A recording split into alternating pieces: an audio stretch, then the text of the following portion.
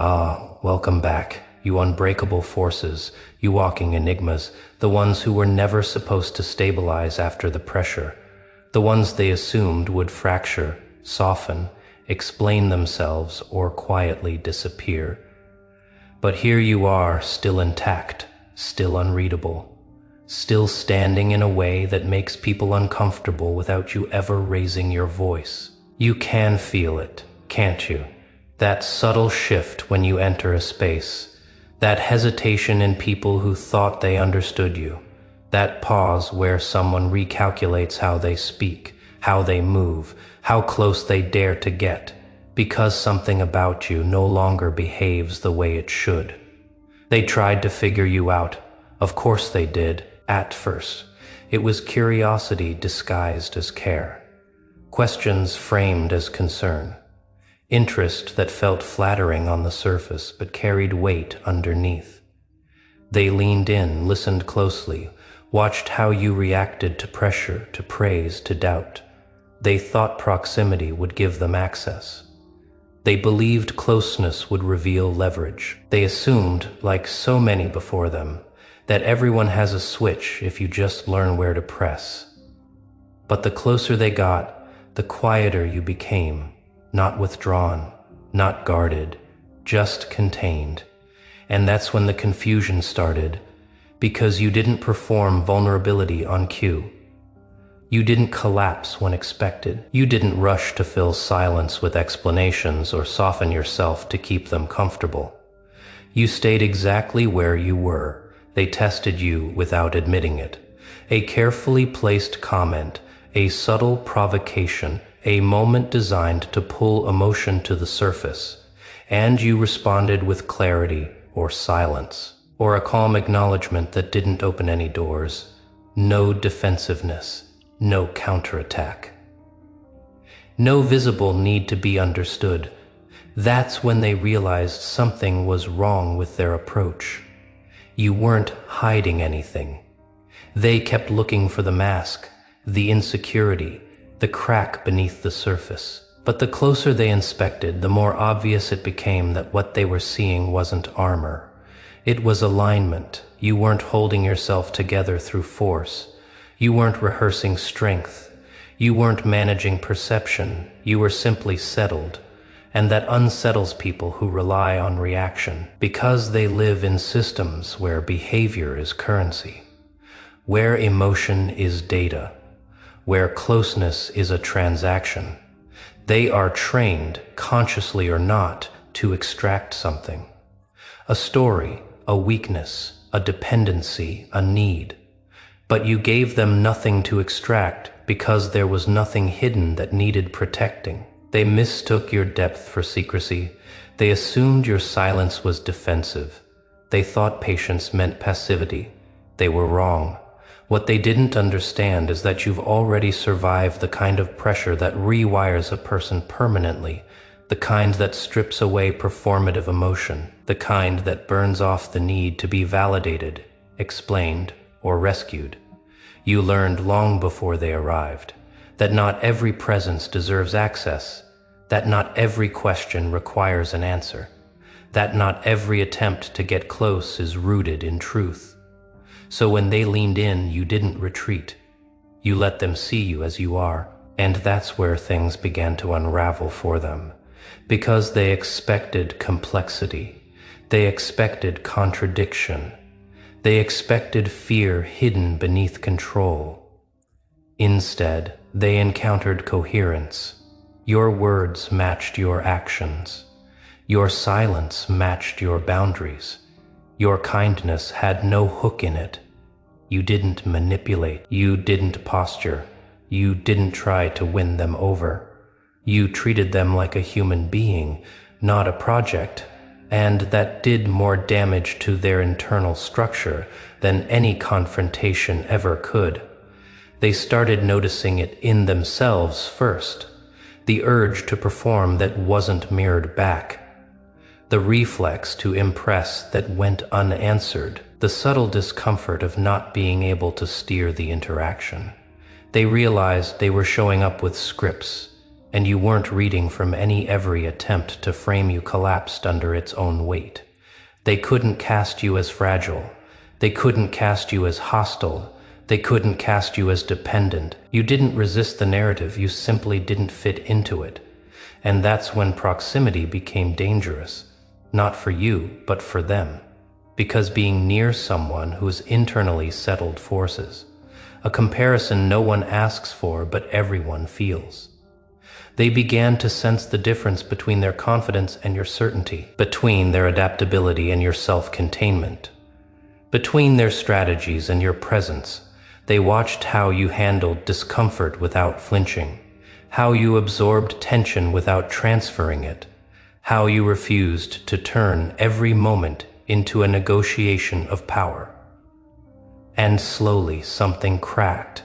Not in you, but in them. They started questioning their own habits, the way they probe, the way they mirror, the way they shift to maintain control. They realized how much of their identity depended on reaction, and you gave them none. Not because you were withholding, but because there was nothing to perform. You weren't playing defense. You weren't playing offense. You weren't playing at all.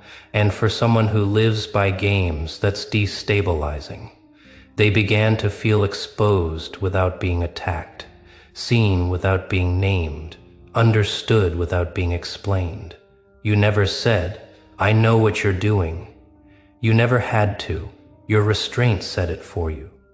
Your calm became a mirror they couldn't turn away from. They saw how much effort they put into managing perception, how often they confuse influence with connection, how rarely they exist without agenda. And the realization hit them quietly, painfully. You are not strong because you dominate space. You are strong because you don't need to. You don't extract energy. You don't borrow authority. You don't trade authenticity for safety. You carry yourself like someone who already paid the cost. That's when they pulled back, not outwardly, but internally. The curiosity shifted. The confidence faded. The questions lost their sharpness. They didn't know how to continue because there was nothing left to penetrate. And here's the part that matters most. You didn't harden them. You didn't humiliate them. You didn't expose them. You remained kind, not performative kindness, not strategic warmth, real kindness. The kind that doesn't ask for leverage in return, and that confused them more than anything else, because kindness without weakness dismantles every script they've learned. It proves that power doesn't require cruelty, that clarity doesn't require dominance, that strength doesn't need to announce itself. They left the encounter changed, even if they never admitted it. They walked away carrying questions they weren't prepared to answer. They felt the discomfort of having seen something real, and you barely noticed because you weren't trying to teach. You weren't trying to awaken. You weren't trying to influence.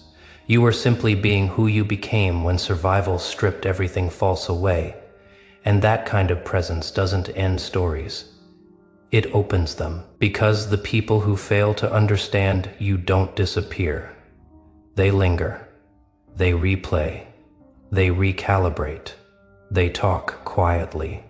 Indirectly, they warn each other without knowing what they're warning against. And you continue forward, unchanged, unbothered, intact, while the ripple you never intended keeps moving outward, and the systems that rely on performance, extraction, and control begin to strain under the weight of someone they can't decode.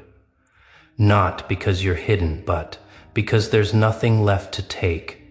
And that's where this doesn't end. You're still here. And that alone answers every question they were too afraid to ask out loud. Because after that encounter, after that quiet failure to decode you, things didn't go back to normal for them. They couldn't. You don't walk away from something like that unchanged. You don't brush off proximity to someone who exists without performance, without hunger, without fear of being seen clearly. They tried, though. They really did. They told themselves it was nothing. Just another interaction. just another personality type they hadn't fully mapped yet. But late at night, when the noise settled, when there was no one left to impress or deceive, your presence resurfaced in their mind like an unresolved equation. Not because you said something shocking, not because you revealed anything dramatic, but because you didn't need anything from them. And that absence, that lack of need, that's what stayed with them. You see, most people can be handled because they're hungry in some way. Hungry for approval, for validation, for recognition, for reassurance, for power, for belonging, for being chosen. Hunger creates leverage, and you didn't have it. They replayed moments they thought were insignificant.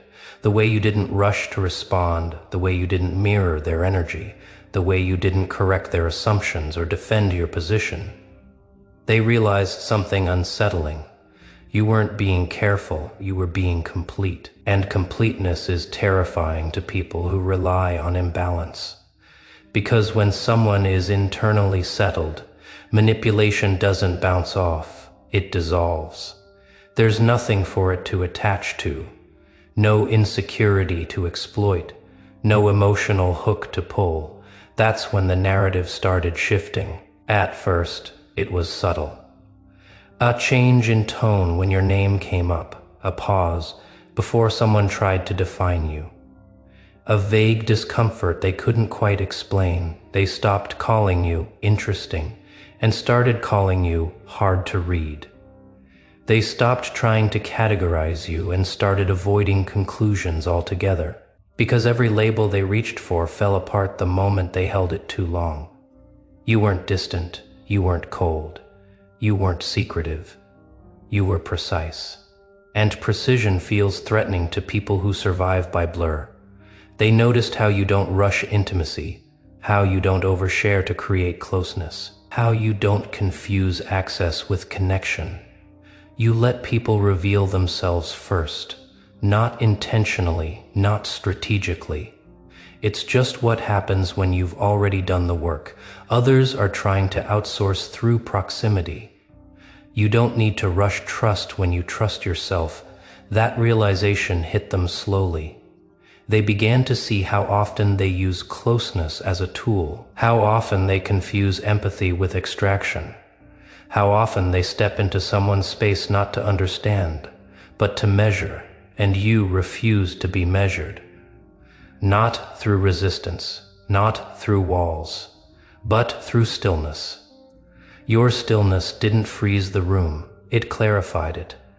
People spoke differently around you, moved differently, exposed themselves without realizing it. Because when someone isn't trying to control the room reveals who's been trying to control it all along. They started noticing how you respond to tension. You don't escalate, you don't deflect, you don't dramatize. You let things land. And that unnerves people who depend on chaos to maintain relevance. They test it again without admitting it, a sharper comment. A subtle boundary push, an attempt to provoke reaction. And again, you didn't give them what they were trained to expect. No spike, no collapse, no emotional leak. Just composure. Not forced composure. Not rehearsed calm. Earned composure. The kind that only comes from surviving something that stripped you down to the bone and taught you the cost of unnecessary reaction. That's when they realized something else. You don't argue with projections. You don't chase misunderstanding. You don't correct narratives that don't belong to you. You let people carry their assumptions until they get tired of the weight. And that's when the internal unraveling began. But they started feeling exposed, not by you, but by proximity to truth. Your presence highlighted how much of their identity depended on performance, how often they adjust themselves to be effective rather than honest. They noticed how easily you say nothing, and how heavy that nothing feels. Because silence, when it's not defensive, becomes diagnostic. It shows who needs noise to exist. They began questioning themselves in ways they hadn't before. Why do I feel the need to be impressive? Why does their calm irritate me? Why do I feel seen when they haven't said a word? Those questions don't lead to comfort. They lead to reckoning. And still you didn't change. You didn't pull away. You didn't assert dominance. You didn't claim superiority. You stayed human. That's the part they never anticipated. Because they expected strength to harden you. They expected clarity to make you cold. They expected boundaries to come with arrogance. Instead, they found warmth without availability, kindness without compliance, presence without attachment. You didn't offer yourself as a solution. You didn't invite dependency. You didn't try to fix anyone. You simply didn't abandon yourself. And that's when it became clear, you aren't unknowable because you're hidden. You're unknowable because there's nothing false to decode, no layers to peel back, no contradiction to exploit, no secret self running the show. What they saw is what there is, and for someone trained to extract value from ambiguity that's deeply destabilizing. They carried you with them after that, not as an obsession, but as a reference point. A quiet comparison they didn't ask for but couldn't turn off. Rooms started feeling smaller. Conversations started sounding rehearsed. Connections started feeling transactional. They noticed how often people speak to be perceived rather than understood. And they remembered how you didn't. They tried to return to their old rhythm, their old confidence, their old sense of control, but something was off. Because once you've witnessed someone who doesn't negotiate their integrity, it becomes impossible to unsee how much negotiation your own life is built on. They weren't broken by you, they were interrupted. Interrupted in the middle of a pattern they never realized was a cage, and that interruption spread. Quietly, not as rebellion, not as defiance. As awareness, they stopped pushing as hard. Stopped performing as much, stopped mistaking access for power, not because they became enlightened, but because something in them now knew there was another way to exist, and you. You moved forward, still choosing clarity, still choosing depth over noise. You didn't mark the impact, you didn't count the ripple, because you're not here to be a lesson, you're here to live in alignment. And alignment does something dangerous to systems built on manipulation. It makes them obsolete, not through destruction, through irrelevance. People will continue to circle you, some curious, some unsettled, some projecting things you never offered.